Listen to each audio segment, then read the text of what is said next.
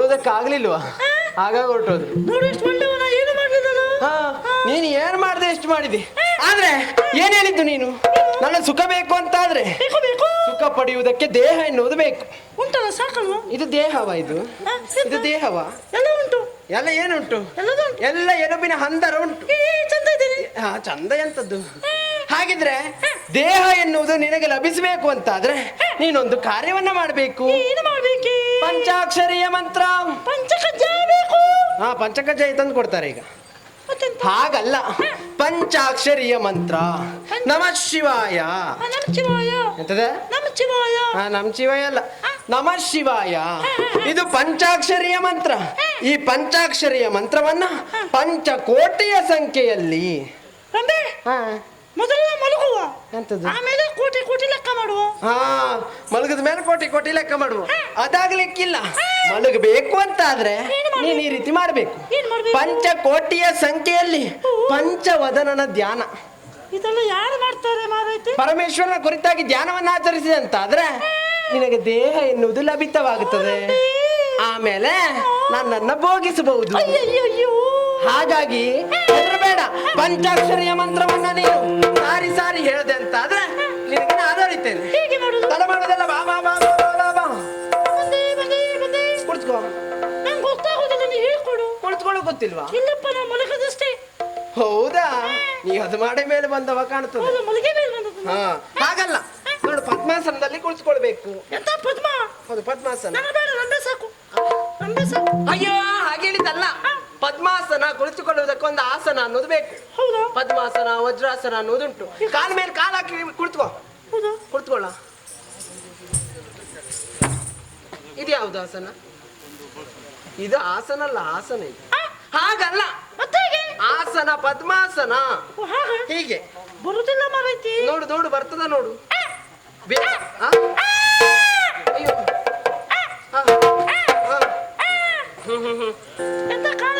ಕಾಲ ಮೇಲೆ ಕಾಲು ಹಾಕಿ ಕುಳಿತುಕೊಳ್ಬೇಕು. ನಿನ್ನ ಕಾಲ ಮೇಲೆ ನಿನ್ನ ಕಾಲು ಹಾಕಿ ಕುಳಿತುಕೋ ಅಂತ ಹೇಳಿದ್ದು. ಸುಖ ಬೇಕು ಅಂತಂದ್ರೆ ನೀನು ಇದನ್ನ ಮಾಡ್ಬೇಕು. ಹಾ, ಈಗ ಅದೆಂತದ್ದು? ಕಪ್ಪಾಸನ ಹೇಳಿದ್ವಿ. ಈಗೆಂತ ಮಾಡ್ಬೇಕು? ಈಗ ಕೈಯನ್ನ ಮುಗಿಬೇಕು. ಎಂತದ್ದು? ಕೈ ಕೊಡು. ಎಂತ ಕೈ ಕೊಡುದು? ನಾನು ತುಂಬಾ ಜನ ಕೊಟ್ಟಿದ್ದೇನೆ, ನೀ ಕೊಡು. ನಾ ಹಾಗೆಲ್ಲ ಕೈ ಕೊಡುದು. ನೀ ಎಂತ ನಿನ್ನ ಕೈಯನ್ನ ಜೋಡಿಸು ಅಂತ ಹೇಳಿದ್ದು, ನನ್ನ ಕೈ ಜೋಡಿಸು ಅಂತ ಹೇಳಿದ್ದು. ನನ್ನ ಕೈಯನ್ನು ನಾನೇ ಜೋಡಿಸಿದ್ರೆ ಕರ್ಮ ಸುಖ ಸಿಗ್ತದ? ಸುಖ ಬೇಕು ಅಂತಂದ್ರೆ ಜೋಡಿಸಬೇಕು ನೀನು. ನನ್ನ ಕಾಲು ನಿನ್ನ ಕಾಲು, ನನ್ನ ಕೈ ನಿನ್ನ ಕೈ ಸೇರಿದರೆ ಸುಖ ಸಿಗ. ಆಮೇಲೆ ಆಮೇಲೆ ಅದಕ್ಕೂ ಪೂರ್ವದಲ್ಲಿ ಇದಾಗಬೇಕು. ಹೌದಾ? ಕಣ್ಣೆರಡನ್ನ ಮುಚ್ಚು. ಎಂತದ್ದು? ಹಾಗಾಗ್ಲಿಕ್ಕಿಲ್ಲ, ಎರಡು ಕಣ್ಣನ್ನ ಮುಚ್ಚಬೇಕು. ಎಂತ ಮಾರೈತಿ? ನಾವು ಭೂಲೋಕದಲ್ಲಿ ಒಂದೇ ಕಣ್ಣು ಮುಚ್ಚಿ ಹೀಗೆ ಮಾಡುದು. ಹಾಗಾಗ್ಲಿಕ್ಕಿಲ್ಲ, ಇಲ್ಲಿ ಎರಡು ಕಣ್ಣನ್ನ ಮುಚ್ಚಬೇಕು.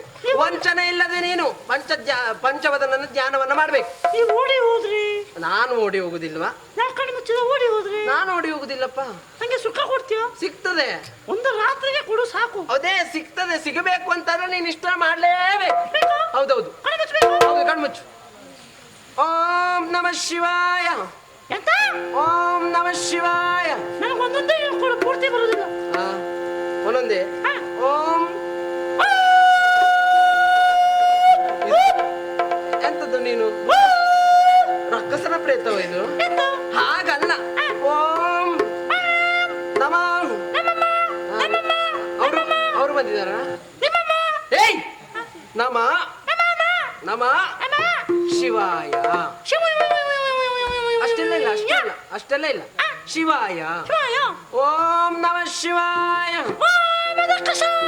ಅದು ನಿನ್ ಗಂಟ್ಲಿಗೆ ಹಾಕ್ಬೇಕು, ಅವಾಗ ಸರಿ ಆಗ್ತದೆ. ಹಾಗೆಲ್ಲ ಇರ್ಲಿಕ್ಕಿಲ್ಲ. ಓಂ ನಮಃ ಶಿವಾಯ. ಎಂತದ ನಿನ್ನದ್ದು? ಒಂದು ಬಾರಿ ಹೇಳಲಿಕ್ಕೆ ಇಷ್ಟೊತ್ತು ಮಾಡಿದ್ರೆ ನಾನಿದ್ದೇನೆ. ಓಂ ನಮಃ ಶಿವಾಯ. ಓಂ ನಮಃ ಶಿವಾಯ. ಹೌದು, 4 ಕೋಟಿ ಆಗೋಯ್ತು ಈಗ. ಹಾಗಲ್ಲ, ಒಂದು ಬಾರಿ ಹೇಳಾಗ್ಲಿಲ್ಲ, ಇನ್ನು 4-5 ಕೋಟಿ ಆಯ್ತಾ ಕೇಳುದು. ಓಂ ನಮಃ ಶಿವಾಯ. ಶ್ರದ್ಧೆಯಿಂದ ಮಾಡಬೇಕು, ಭಕ್ತಿಯಿಂದ ಮಾಡಬೇಕು. ಓಂ ನಮಃ ಶಿವಾಯ. ಓಂ ನಮಃ ಶಿವಾಯ. ಓಂ ನಮಃ ಶಿವಾಯ.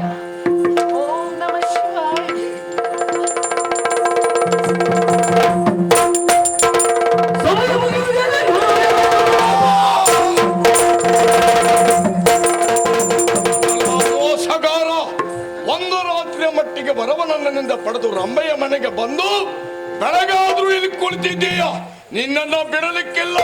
ಆ ಶವನ್ನ ಇಕ್ಕಿ ಒಯ್ತಾನೆ ಇದು.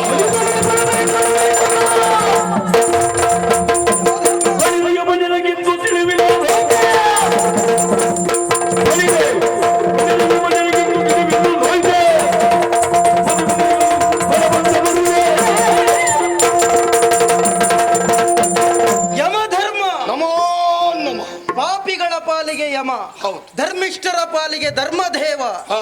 ಹೌದು, ನಾವೇ ಕೊಟ್ಟ ಅಧಿಕಾರ ದಂಡಾಧಿಕಾರ. ಹೌದು. ಆದರೆ ಇಂದಿಗೆ ನೀನು ಮಾಡ ಹೊರಟಿರುವುದಾದರೂ ಏನು? ಪಾಪಿಯಾದಂತ ಇವನನ್ನು ಶಿಕ್ಷಿಸುವುದಕ್ಕೆ ಮುಂದಾಗ್ತಾ ಇದ್ದೇನೆ. ಛೇ, ನಮ್ಮೆಲ್ಲ ಗಣಗಳನ್ನ ಹೊಡೆದೋಡಿಸಿದವನು ನೀನಿದ್ದೀಯ. ಹಾ. ಅಷ್ಟು ಮಾತ್ರವಲ್ಲ, ನನ್ನ ಪರಮ ಭಕ್ತ ಶ್ರೇಷ್ಠನಾದಂತಹ ಈತನ ಆತ್ಮವನ್ನ ಶೈಮಿನಿಗೆ ಎಳೆದೊಯ್ಯುವುದಕ್ಕೆ ಮುಂದಾಗ್ತಾ ಇದ್ದೀಯ.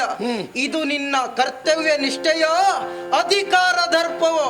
ಎದುರಿಗೆ ನಿಂತವ ಮೃತ್ಯುಂಜಯ ಎನ್ನುವುದನ್ನ ಮರೆಯಬೇಡ. ದೇವಾದಿ ದೇವ ಶಂಕರನೇ, ಯಮಧರ್ಮ, ನನ್ನ ಕಾರ್ಯವನ್ನ ಪ್ರಶ್ನಿಸಿ ಮುಳಿದು ನಿಂತಿದ್ದೀಯಲ್ಲ. ಹಾ, ಇಲ್ಲಿಯೂ ಈ ಯಮ ಧರ್ಮದ ನೆಲೆಯನ್ನ ಮೇರೆಯನ್ನ ಮೀರಿ ವ್ಯವಹರಿಸಿದವನಲ್ಲ. ಹಾ, ಪೃಥ್ವೀಪಾಗ ಆಯುಷ್ಯ ತೀರಿತು ಎನ್ನುವಂತ ನೆಲೆಯಲ್ಲಿಯೇ ಹಾ. ಅವನಿಗೆ ಶಿಕ್ಷೆ ವಿಧಿಸುವುದಕ್ಕಾಗಿ ಮುಂದಾದವ ನಾನು.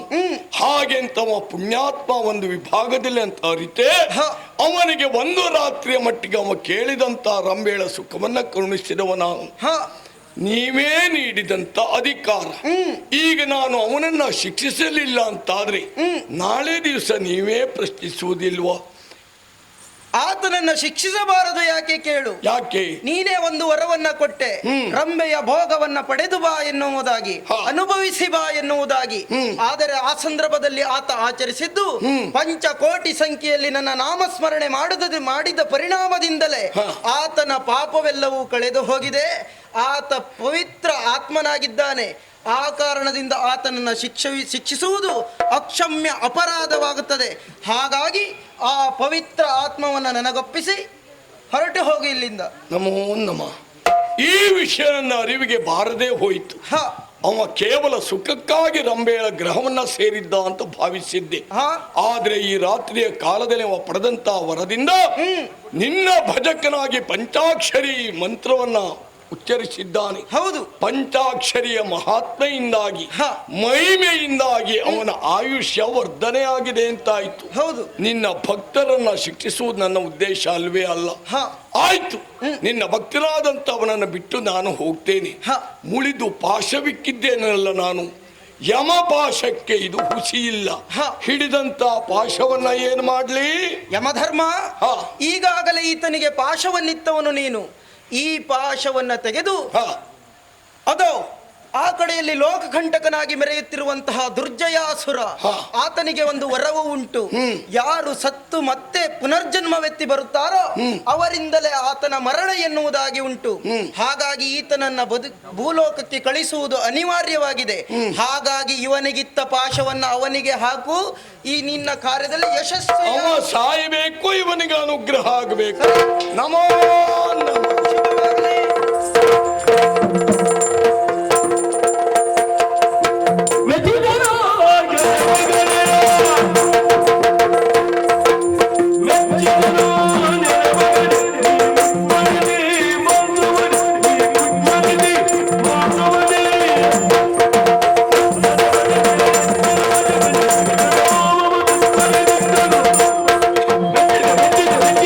ಮೆಚ್ಚಿದೆ ಮಗನೇ ಶ್ವೇತಕುಮಾರ. ಇದು ನಿನ್ನ ಭಕ್ತಿಗೆ ನಾನು ಮೆಚ್ಚಿದವನಿದ್ದೇನೆ. ಪಂಚಕೋಟಿ ಸಂಖ್ಯೆಯಲ್ಲಿ ನನ್ನ ನಾಮಸ್ಮರಣೆಯನ್ನ ಮಾಡುವುದರ ಮೂಲಕ ನನ್ನನ್ನು ಸಾಕ್ಷಾತ್ಕರಿಸಿಕೊಂಡವನು ನೀನಿದ್ದೀಯ ಶ್ವೇತಕುಮಾರ. ಇದು ನಿನಗೆ ಮೊದಲಿನ ರೂಪ ಬರುವ ಹಾಗೆ ಅನುಗ್ರಹಿಸುತ್ತೇನೆ. ಅಷ್ಟು ಮಾತ್ರವಲ್ಲ, ಈಗಾಗಲೇ ನೀನು ರಂಬೆಯ ಅರಮನೆಯನ್ನ ಸೇರಬೇಕು. ಯಾಕೆ ಕೇಳಿದರೆ ಯಮನ ವರ ಎನ್ನುವುದು ಸುಳ್ಳಾಗಬಾರದಲ್ಲ. ಹಾಗಾಗಿ ಅವಳ ಸುಖಭೋಗವನ್ನ ಪಡೆದು ತದನಂತರದಲ್ಲಿ ನಿನ್ನ ರಾಜ್ಯವನ್ನ ಸೇರಬೇಕು. ನಿನ್ನ ಸತಿಯನ್ನ ಬಿಡಿಸಬೇಕು. ದುರುಳನಾದಂತಹ ದುರ್ಜಯಾಸುರನನ್ನ ಮರ್ದಿಸಬೇಕು. ಹಾಗಾಗಿ ಇದೋ ನಿನಗೆ ಮೊದಲಿನ ರೂಪವನ್ನ ಕರುಣಿಸಿದ್ದೇನೆ. ಅಷ್ಟು ಮಾತ್ರವಲ್ಲ, ನಿನ್ನ ಕಾರಣದಿಂದಾಗಿ ಲೋಕದಲ್ಲಿ ಪಂಚಾಕ್ಷರಿ ಮಹಿಮೆ ಏನೆನ್ನುವುದು ಲೋಕವೇ ತಿಳಿದುಕೊಳ್ಳುವಂತಾಗಿದೆ.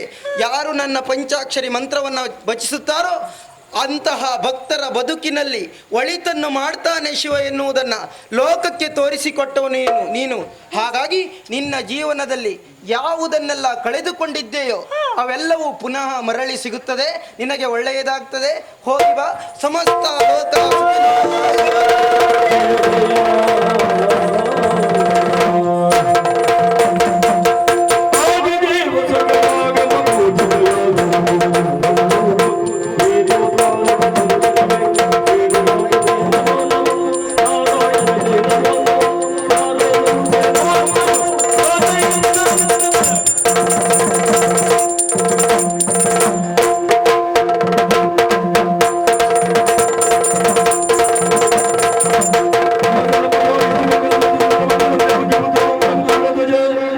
कृष्णाय वासुदेवाय देवकी नंदनाय च नंद गोपकुमाराय